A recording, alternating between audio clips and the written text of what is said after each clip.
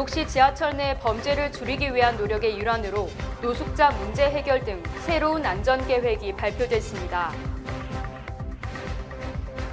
캘리포니아주가 코로나19를 관리 가능한 위험이라며 엔데믹을 선언함에 따라 뉴욕주도 조만간 비상사태 종식을 선언할지 관심이 집중되고 있습니다. 미국이 코로나 사태에서 6조 달러나 풀면서 지원한 PPP 종업원 급여 무상 지원을 비롯한 긴급 재난 지원금 가운데 적어도 1,000억 달러나 사기나 부정 청구에 의해 샌 것으로 추산돼 파문이 일고 있습니다. 조 바이든 행정부가 전임 행정부의 공적 보조 규정 철회를 공식화했습니다. Hi, I'm Dr. Dave Choksi, your health commissioner. And I'm Dr. Michelle Morse, Chief Medical Officer and Deputy Commissioner.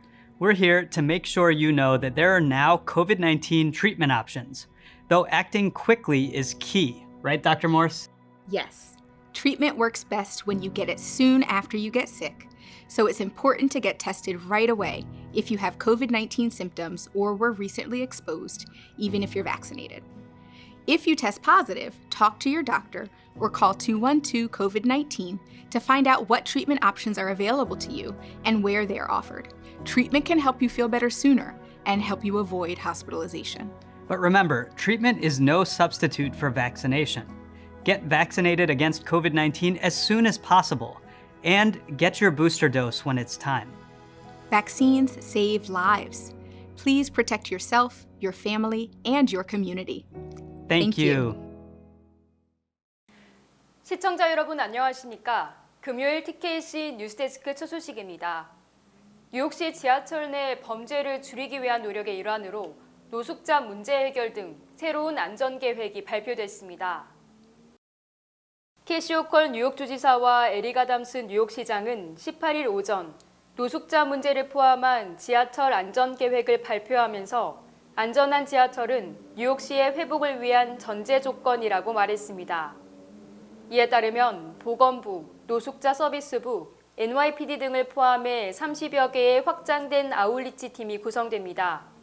또 노숙자들을 위한 추가 안전 피난처와 방문센터 및 정신건강 지원을 위한 단기, 중기 솔루션의 투자가 계획돼 있으며 지하철 내 경찰 수도 증가할 예정입니다.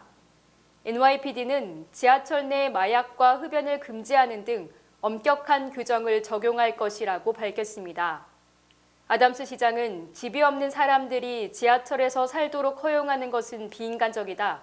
깨끗하고 안전한 환경을 누릴 자격이 있는 승객과 대중교통 종사자들에게도 불공평하다며 집행기관과 협력해 이 문제를 해결해 나갈 것이라고 강조했습니다. 호컬 주지사도 안정적인 주거가 부족한 사람들을 위한 정신건강 치료 서비스를 강화할 것이라고 밝혔습니다. 경찰 통계에 따르면 올해 뉴욕시 지하철 범죄는 지난해에 비해 65% 증가한 것으로 조사됐습니다. 17일 오후 22세 남성이 윌리엄스버그와 이스트빌리지 사이로 오가는 L 열차에서 노숙자에게 칼에 찔리는 사건도 있었습니다. 캘리포니아주가 코로나19를 관리 가능한 위험이라며 엔데믹을 선언함에 따라 뉴욕주도 조만간 비상사태 종식을 선언할지 관심이 집중되고 있습니다. 캘리포니아주는 어제 우리는 코로나19와 함께 살게 될 것이다. 지난 2년간 지옥 같은 생활이었으며 이는 한순간에 종전을 선포할 수 있는 제2차 세계대전과 다르다고 말했습니다.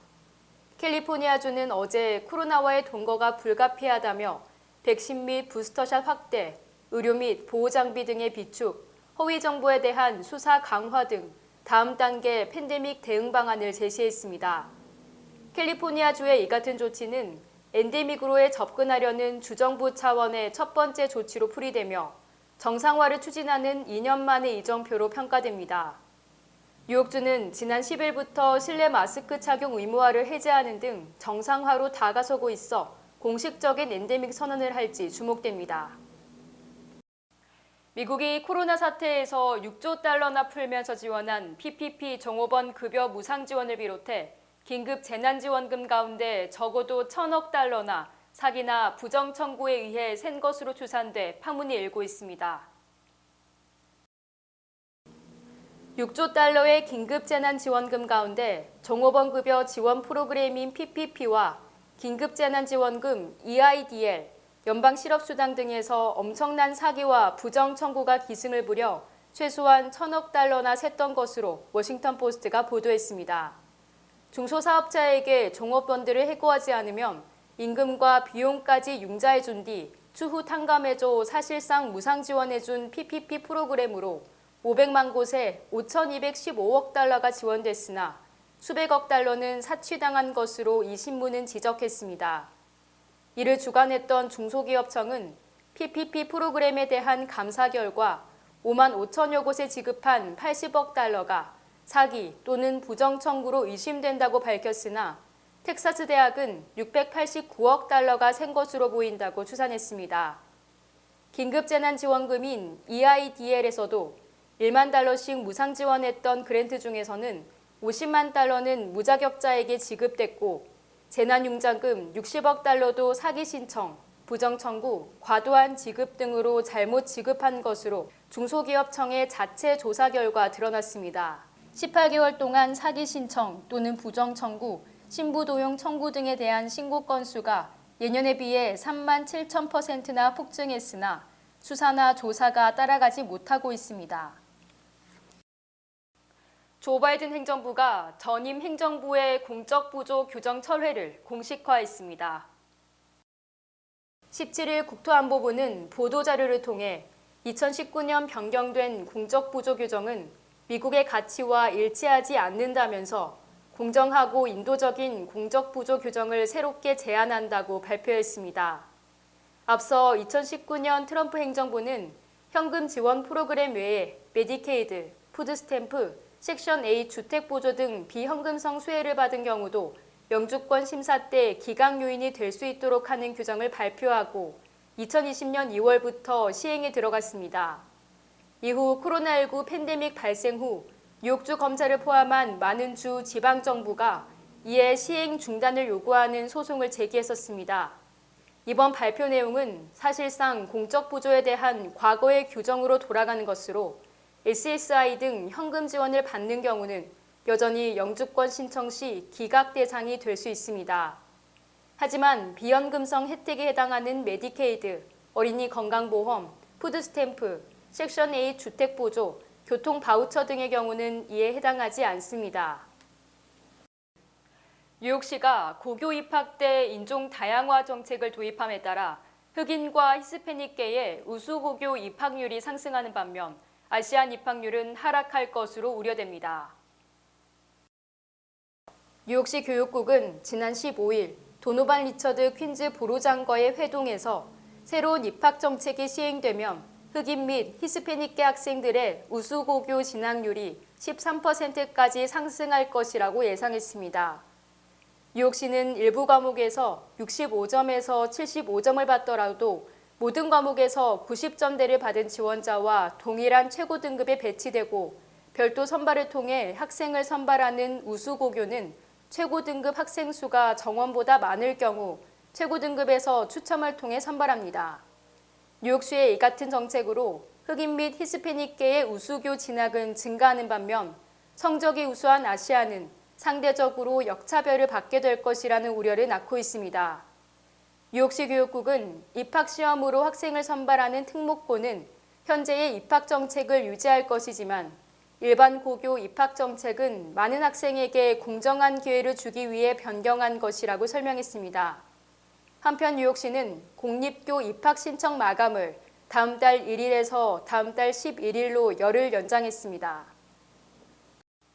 트럼프 전 대통령과 두 자녀가 앞으로 3주 내에 레티샤 제임스 뉴욕주 검찰총장의 직접 신문을 받게 됐습니다. 뉴욕주 뉴욕 카운티 지방법원은 어제 뉴욕주 검찰의 직접 신문을 막아달라는 트럼프 전 대통령 일가의 신청을 기각했습니다. 이에 따라 트럼프 전 대통령과 장남 트럼프 주니어, 장녀 이방카는 앞으로 3주 내에 정식 선서를 하고 뉴욕주 검찰의 신문을 받게 됐습니다. 트럼프 전 대통령은 지난해 말 뉴욕주 검찰이 자신과 자녀들에게 정식 소환장을 보내 1월 7일 검찰에 출두하고 조사를 받으라고 명령하자 재판부에 신문을 막아달라고 요청했습니다. 트럼프 전 대통령은 재판부를 설득하기 위해 지난 1월 19일 무려 572개의 문서를 비공개 증거로 제출하고 두 자녀는 지난 14일 자술서도 제출하는 등 안간 힘을 쓴 것으로 드러났습니다. 뉴욕주 검찰은 트럼프 일가가 은행 대출을 많이 받기 위해 트럼프 플라자 등 자신들 소유 부동산의 자산 가치를 부풀렸다는 의혹에 대해 수사하고 있으며 최근 이에 대한 결정적 증거를 확보했다고 밝혔습니다.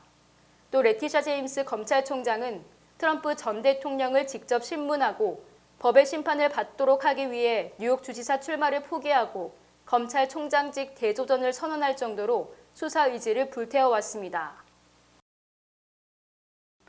연방법무부가 불법 가상화폐 수사 전담부서를 신설하고 수장에 한국계 여성 검사를 임명했습니다.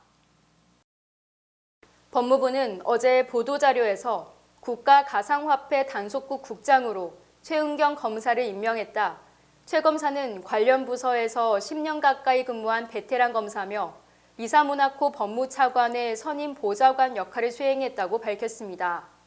최 검사는 하버드대 및 하버드 로스쿨을 졸업한 뒤 2007년 연방검사에 임명돼 최근까지 가상화폐, 네트워크 해킹, 다크웹 등에 대한 수사를 맡아왔습니다.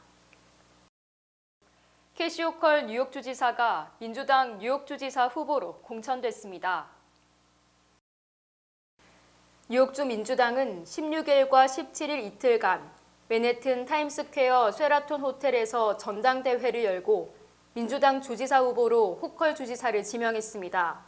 호컬 주지사는 팬데믹으로 피해를 입은 뉴욕 주민들이 신속하게 일상으로 돌아올 수 있도록 최선을 다하겠다고 다짐했습니다. 호컬 주지사는 앤드류 쿠오모 전 주지사가 지난해 8월 성추행 의혹으로 자진 사퇴한 뒤 주지사직을 승계했으며 현재 2,100만 달러의 선거 자금을 보유하고 있습니다.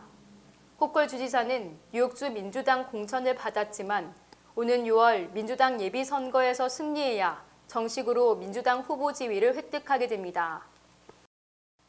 앤드류 쿠오모 전 뉴욕주지사의 경호팀으로 일했던 뉴욕주 경찰 한 명이 쿠오모 전 주지사로부터 성추행을 당했다며 연방법원에 손해배상 소송을 제기했습니다. 자신을 뉴욕주 트루퍼, 즉 뉴욕주 경찰이라고만 밝힌 여성은 어제 뉴욕 동부 연방법원에 쿠오모 전 주지사, 쿠오모의 최측근 인사인 멜리사 드로사, 그리고 뉴욕주 경찰을 상대로 소송을 제기했습니다. 이 여성 경찰은 소송장에서 쿠오모 전 주지사가 반복적으로 성적인 농담 등 구두 성추행을 가한 것은 물론 부적절한 신체 접촉을 일삼았다고 주장했습니다. 또 쿠오모 전 주지사의 최측근인 멜리사 드로사는 성추행에 항의하자 미친 사람 취급을 하며 입조심을 하라고 겁을 주는 등 폭로를 막기 위해 협박을 일삼았다고 말했습니다.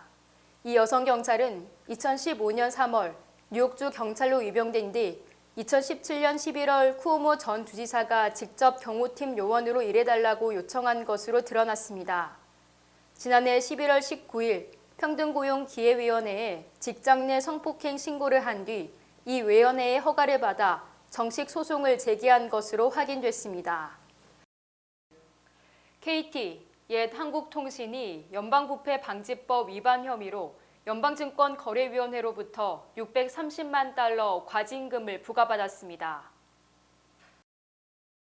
연방증권거래위원회는 어제 KT가 한국과 베트남에서 공무원에게 뇌물을 지급하는 등 회계 부패 방지법을 위반해 350만 달러의 민사상 벌금과 280만 달러의 추징금 등 630만 달러를 부과했다고 공식 발표했습니다. KT는 연방증권거래위원회의 기소를 면제받는 조건으로 과징금 납부에 합의했습니다. 연방증권거래위원회 명령문에 따르면 KT는 2009년 이후 수년간 100만 달러 상당의 불법 비자금을 조성해 한국과 베트남에서 정부 관리, 국회의원들에게 뇌물을 전달했다고 밝혔습니다. 또 비자금 조성을 위해 임원 상여금 부풀리기 뒤 현금화, 상품권 구매 뒤 현금화, 기부금을 가장한 뇌물 수수 등을 확인했다고 설명했습니다. 연방증권위는 또 지난해 11월 한국 검찰 수사에서 구현모 대표 등 임원 14명이 불법 비자금 조성 등으로 기소됐으며 베트남에서도 태양광 시스템 수주 등을 위해 베트남 고위 관리에게 뇌물을 주려고 했다고 강조했습니다. 연방상원이 어제 연방정부 임시예산안을 가결함에 따라 다시 한번 셧다운 위기를 넘겼습니다. 연방상원은 어제 다음 달 11일까지의 연방정부 임시예산안에 대한 표결을 실시해 찬성 65표 대 반대 27표로 가결했습니다.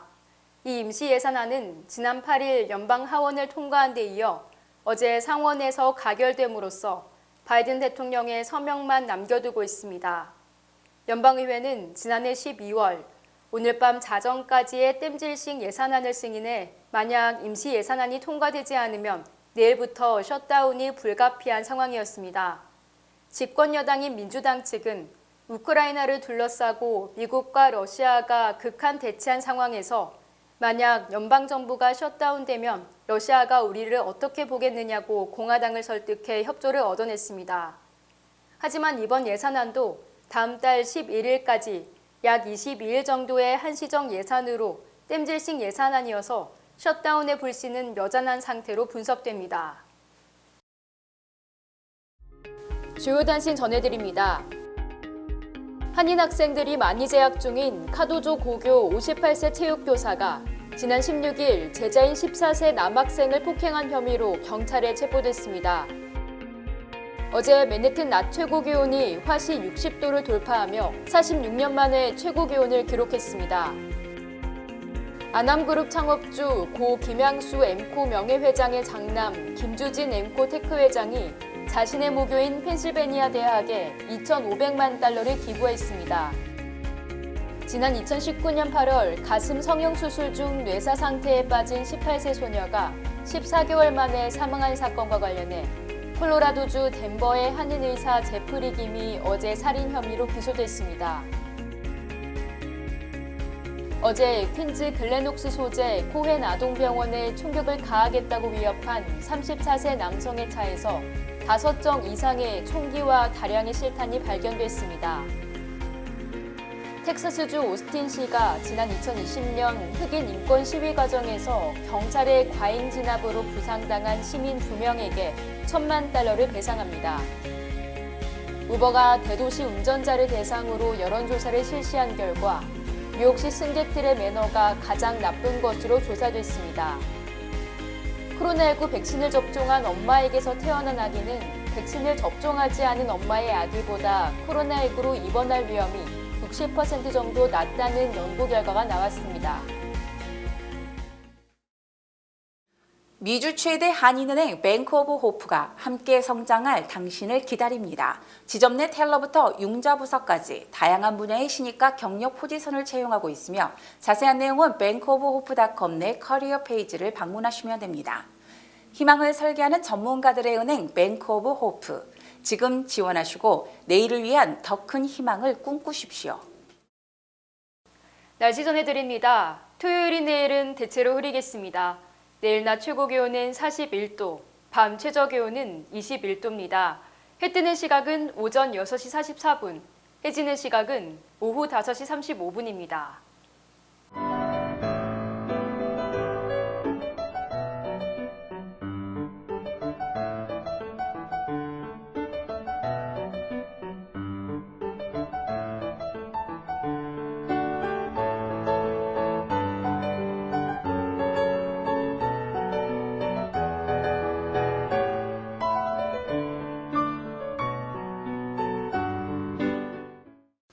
금요일 TKC 뉴스데스크 여기서 마치겠습니다. 시청해주신 여러분 고맙습니다.